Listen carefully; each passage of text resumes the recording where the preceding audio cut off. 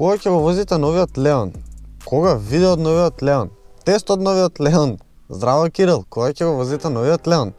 Се тоа се пораќа од вас до нас на YouTube и Инста. И искрено ги има уште многу, но ја свативте поентата, не мора да ги читам сите. Искрено многу ми е кејф и мило што во ера кога се ултра популарни SUV и кросовер моделите, толку многу се чека еден хеджбек модел и тоа новата 4-та генерација на Seat Leon. Leon е еден од најпопуларните, најпродаваните и најпосакуваните модели на овој шпански бренд. Инаку Leon е еден од финалистите на Златно тркало, што го имате во линкот подолу. Ова е најдобриот Leon до сега, најдобриот бидејќи во однос на цената што има, дизајнот и опременоста, особено во овој FR пакет, е искрено најдобрата опција што се нуди во конкуренција во својата класа. Искрен да бидам, во поглед на дизајнот, мене повеќе ми се допаѓаше минатата генерација, бидејќи делуваше малку по-спортски и сега доста агресивен, особено напред, атрактивен е, но во некои моменти ми е поелегантен. Сега, ова е FR пакет како што кажав и напред добивате некои дополнителни спойлерчиња што ми се допаѓаат, ги има овие линии тука кои што се мускулести. Многу сум голем фан на овие сатен и мат детали кои што ги добивате во FR пакетот на задниот дел. Искрено очекував во FR да има реални издови, за жал тука се фейк и двата отвори. Во Купра добивате нормално отвори кои што се вистински, не се фейк. И тука позади веќе го приметувате овој нов детал кој што се споени задните светла, LED светла се.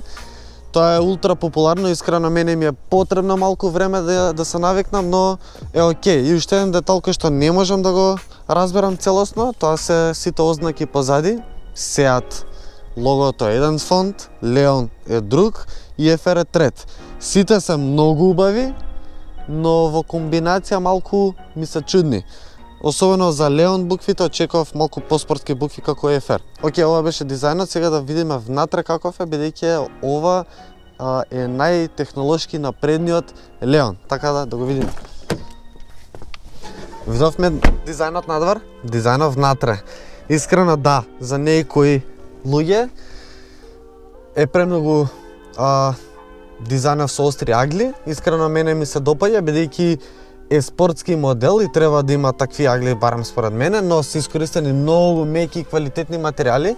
Многу ми се допаѓа тоа што овие отвори од вентилацијата, буквално сите отвори, се идентични со маската од напред. Интересен детал, искрено ми се допаѓа деталов тука на горниот дел, потсетува малку на карбон и истиот детал го имате напред кај фаровите, се појавува тука во инфозабавниот систем и го има исто така и позади. Добро, во FR ниво на опременост добивате кожен волан, полукожни седишта со црвен конец, што исто така многу ми се допаѓа. Положбата за седење ми е многу кул, бидејќи е доста ниско, нормално, спортски модел е, треба да се чувствувате така. Овој среден дел е доста издигнат, но дополнително го дава чувството на седење ниско внатре во кабината. Сега што нуди од технологиите, бидејќи реков дека технолошки најнапреден. Имате 8-инчен дигитален дисплеј кој што има неколку опции за како да сакате да изгледа самиот дисплеј, што ми се допаѓаат. Сите опции што ги нуди, имате навигација која што можете да гледате тука. Сега кога се префрливме на навигацијата, имате 10,25 инчен екран, барем во оваа опременост, во ова ниво.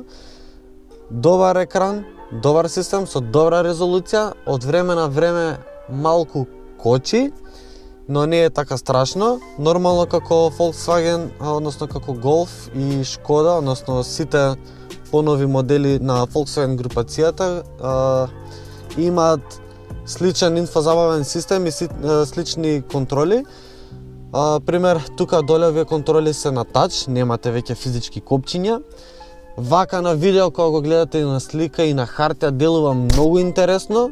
во реалност кога ќе возите ќе се соочите со одреден проблем, бидејќи не секогаш ќе можете точна бројка да одберете на температура, точна бројка за јачина на звукот на звучниците. Тешко дека ќе стигнете до климата за да одберете точно која функција ви одговара. Тука малку се соочувам со одредени проблеми, но искрено системот е добар ако вложите малку повеќе време во него да го навикнете кој каде што како функционира. Други детали ми се допаѓаат што овие LED светла се на тач, многу кул момент. Имате два USB порта тука доле со голема остава, уште две остави од страна околу менувачот, две остави за шишење, едната е доста подлабока и поголема, другата е малку помала и една остава тука под наслонот за раката со уште еден приклучок за струја на 12 волти. Тоа е тоа, сега да го видиме задниот дел.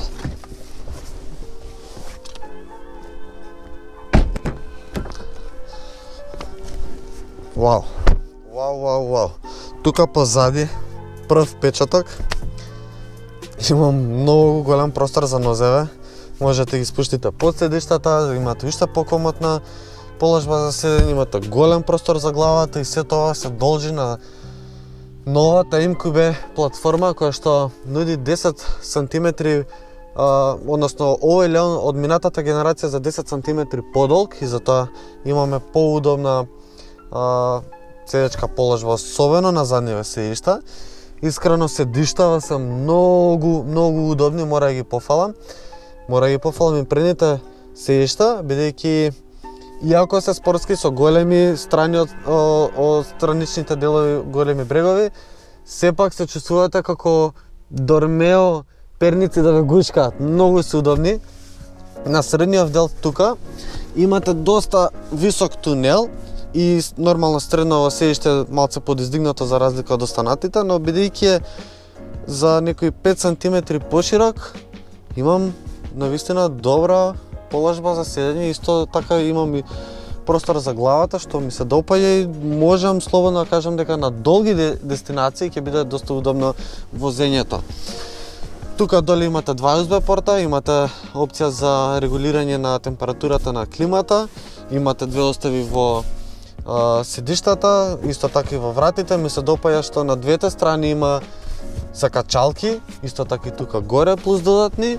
Имате ISOFIX куки кои што се поставени тука со патенче, кога што можам да видам или не? Не се со патенче, лесно се поставува детското седиште бидејќи лесно се стига до ISOFIX куките. Нормално имате наслон за раката со две остави за шишење и да го видиме сега уште багажникот па да го повозиме.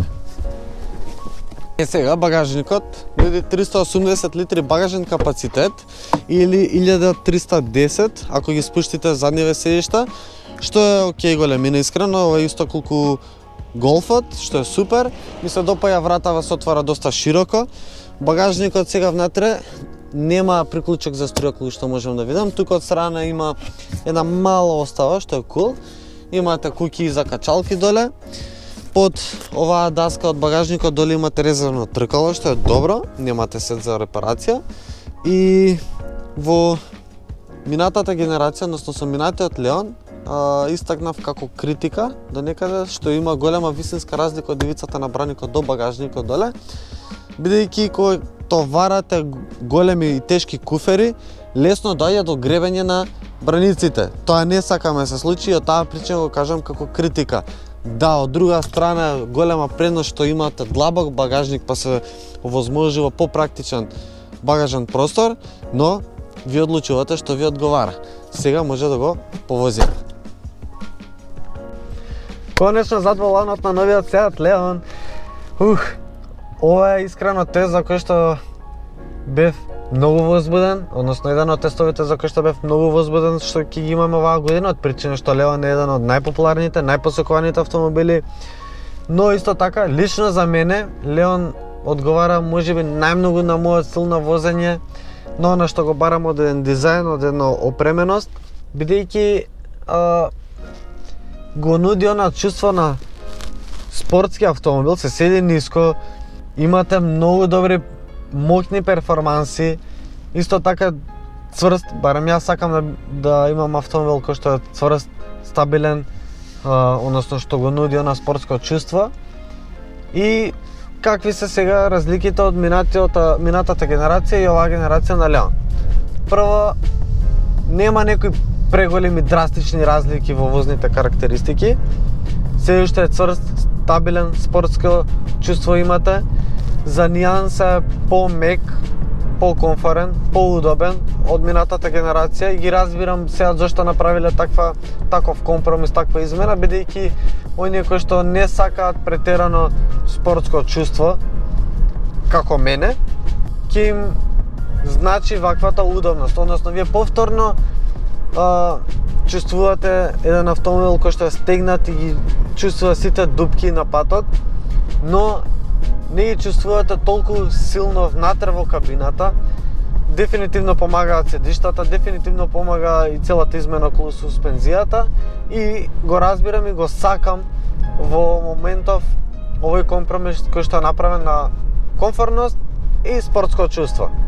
Сега ќе се задржам повторно околу спортското чувство, односно конкретно за воланот, управувачкиот систем сега, тоа дека Леон секој пат имал одлични перформанси кога станува збор за волан и управувачки систем, но и сега се многу добри, бидејќи како ќе го свртите воланот во кривина, така ги чувствувате тркалата дека се насочени во тој правец, имате директна конекција волан, возач и тркала, што е супер, тоа се бара, тоа се нудело, но сега е уште подобро, уште поразработено. Не се чувства никакво навалување, во секој момент имате голема сигурност со возилото да влезете во кривината и со многу поголема брзина и секој пат да имате вие контролата зад волан, што повторно ќе кажам, тоа се бара. Тука ќе истакнам еден момент кој што обично го критикуваме кај некои други модели автомобили, бидејќи не секој пат се нуди едно природно чувство, односно тоа е системот кој што ја испраќа моќноста на надворешното тркало, а внатрешното системот за кочење помалку го запира. Таму се губи тој баланс, тоа природно чувство. Тука не е така, тука имате уште поголема сигурност и уште подобра конекција со возилото. Не ми се верува дека ова го кажувам, бидејќи не сме обично, нели, новинарите, ние не сме баш фан на такви електронски системи, но тука навистина многу добро функционира и затоа го даваме на добра критика, односно добро мислење. Сега околу перформансите станува збор за 1,5 TSI турбо бензинец, многу моќен мотор. И сега си кажете, окей, моќен мотор, сакаме штедливост. Не ви треба ништо друго, ви треба овој мотор. Ова е најдобриот мотор што сме го возеле и што сметам дека треба да се има доколку избирате еден ваков автомобил, бидејќи многу е моќен, многу е брз, многу е стартен. Во секој момент имате перформанси што ви се потребни без разлика дали треба да престигнете или сакате чисто само да забрзате. Одлични перформанси, 150 конски сили од турбо бензинец не се малку, плюс на сето тоа имате многу добра потрошувачка. Секако помагаат различните режими на возење, еко, нормал, спорт, дури индивидуал имате, но во еко кога ќе го возите, можете да спуштите потрошувачката до 5,5 литри потрошувачка на 100 км, што успеав пред некој ден да го направам тоа.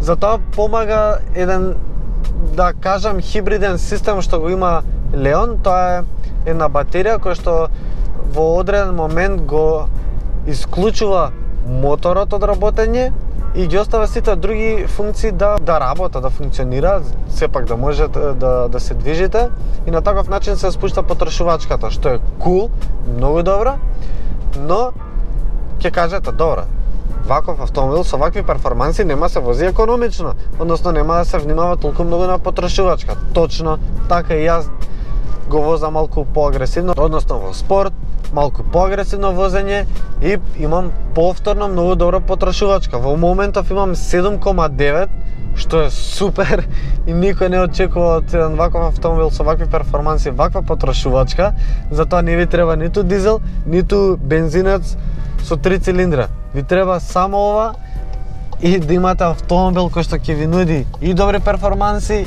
и многу добра потрошувачка. Не ви спомнав уште за менувача, станува збор за 7 степен автоматски DSG менувач, кој што искрено до сега никогаш не сум го критикувал, нема зошто. DSG е еден од најдобрите менувачи кои што постои, автоматски менувачи, така и тука. Не се чувства менувањето на брзините, комфорно, удобно, безгрижно. Имам можеби една забелешка, тоа што кога ги менувате самите брзините преку педалите, се чувствува некоја секунда доцнење, но не е искрено нешто премногу страшно. Најдобро да го ставите самиот тој да ги менува како што кажав, многу добро брзините и треба да го пробате во овој пакет и да се уверите за што станува збор. И уште на крај, како што спомнав, ова е FR ниво на опременост, и на дизајн, и на опременост, ова е тоа што делува поагресивно, поспортски, тоа што привлекува погледи, а сето ова чини 25.500 евра. Да ве потсетам, можете да гласате за него на Златно тркало и се гледаме со ново видео. Чао!